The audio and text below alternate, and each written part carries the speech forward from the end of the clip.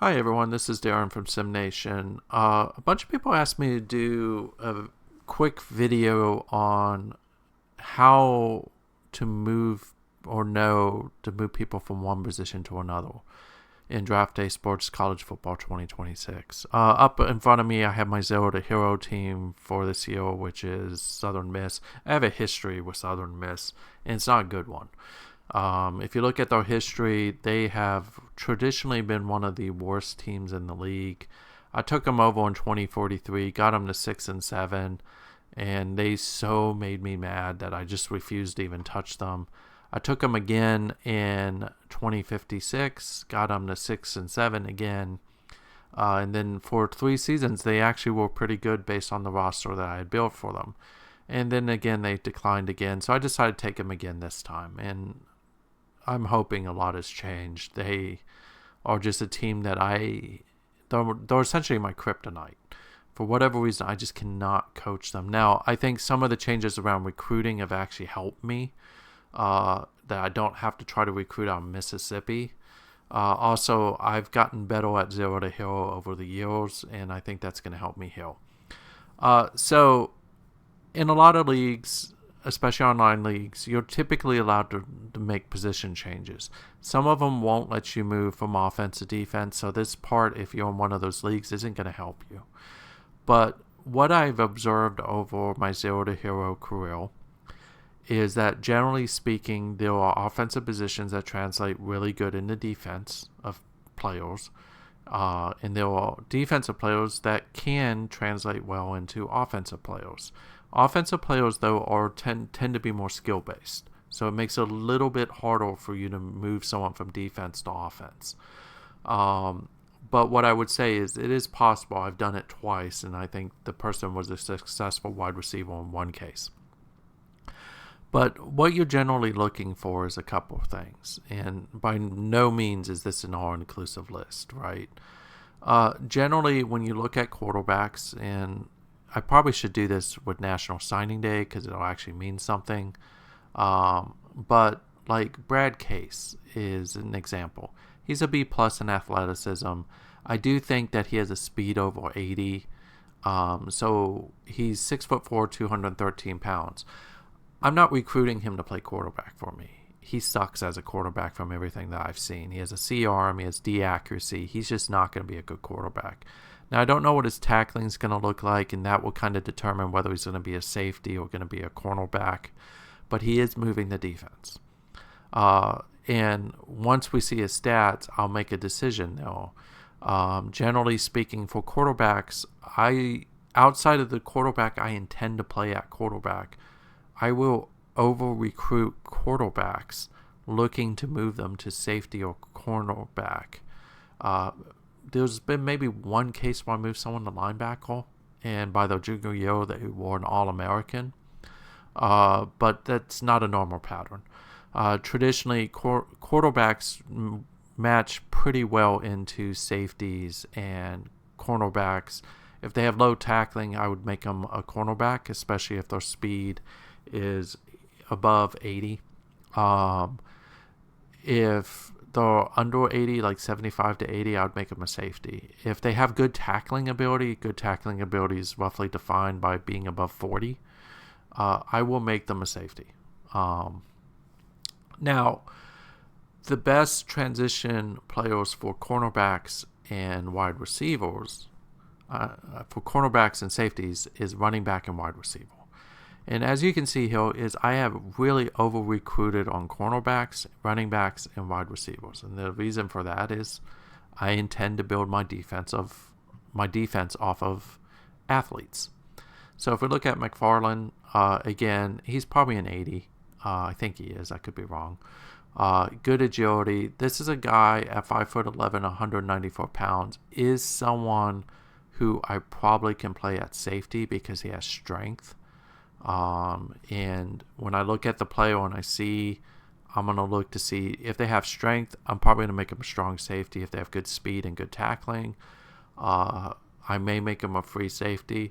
These are the players who also, in my mind, could become a linebacker. Now, they'll have to bulk up over time in order to be a linebacker that's successful. but those are what I'm focusing. Now, if we look at my existing roster and we look at my cornerbacks, they're all skill 1. What that tells you is I've moved people already. In this case, this was a quarterback, Anthony LaRose.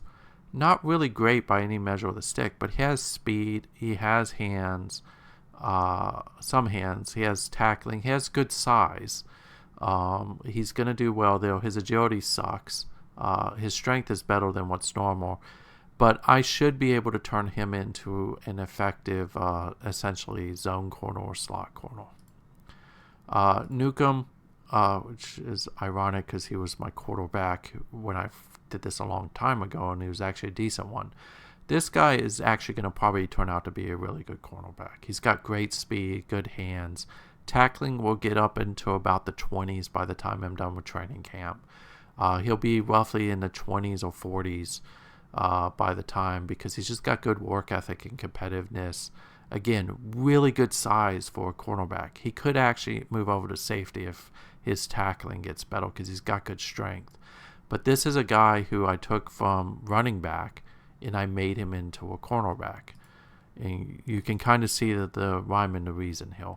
So from my perspective, quarterbacks, running backs, wide receivers traditionally make good defensive backs.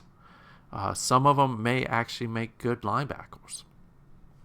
Offensive linemen, and I'll show you this, traditionally can make good defensive tackles. They don't always make good defensive ends. There are notable exceptions to that. But if you look at like Murray, he's a sucky offensive lineman, right? But he's got 82 strength. He's 302 pounds. He's 6'6". He's a defensive tackle. So offensive line players traditionally are your defensive tackles, sometimes a defensive end. Fullbacks and tight ends, traditionally I look at them becoming linebackers or defensive ends. I could probably put him at the end because he does have speed. He does have strength. His first step kind of sucks though. And that's probably the reason why I haven't done it. Whereas here again, you see not a bad offensive lineman, but not a great one either. So I would say that for Sanborn, again, he's really a defensive tackle. Again, 6'5", 297. He's a little on the small side for that, but good examples of offensive linemen becoming defensive linemen. I think I kept my fullbacks where they were because my fullbacks, again, don't have good speed enough to be a linebacker. They're undersized to be a defensive end in this case. And again, they don't have good speed either. So I kept them where they were. Running back wise, this is a guy who actually I may still move him to safety. Because again, you see here, he's got decent tackling. I moved him from somewhere else. Where did I move him? Oh, he was a fullback. I moved him over just because I could, if I wanted to, actually maybe make him a linebacker. But again, he's on the small side. So from a traditional perspective of defense to offense, really it's these three, cornerback, strong safety, free safety, that can traditionally move to running back or wide receiver. These three positions don't normally translate because they're never going to get enough skill at quarterback. They'll never get enough skill at run blocking or pass blocking to actually really make a difference. Whereas these, you could do fullback, running back, or wide receiver, maybe even tight end. If you're okay with a receiving tight end, and you, as a freshman, move them.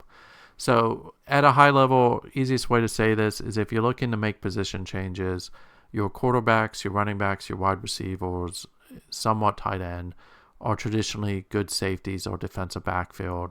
Offensive linemen translate generally pretty well into defensive linemen. It just make the move before training camp and make the move as early as you can in their career. Because then they'll have time to build and they'll become much better. But if you're in a jam, it's okay to take a senior and just do it. So hopefully this helps you. I know a bunch of you asked me about it. Just wanted to give you my thoughts. I'll do a follow-up video on this when National Signing Day happens, because that's when I'll actually be able to see all these people. As you can see, I've been a little busy bee, right? Again, this guy's going to be probably a defensive backfield. A lot of these players are never going to see the offense. They're going to move over. Now, in some cases, my wide receivers likely will not be moving the defense because I don't have a whole lot of wide receivers to begin with, because I cut them all because they were pretty bad and they weren't going to line up with what I want. What I have left is actually what will allow me to have a decent passing attack. So if you like this video, let me know. If you want to see more like it, let me know. Sorry for the 10 minutes. It's relatively short for me. I'm long-winded, unfortunately. But hope this video helps you, and have a great afternoon.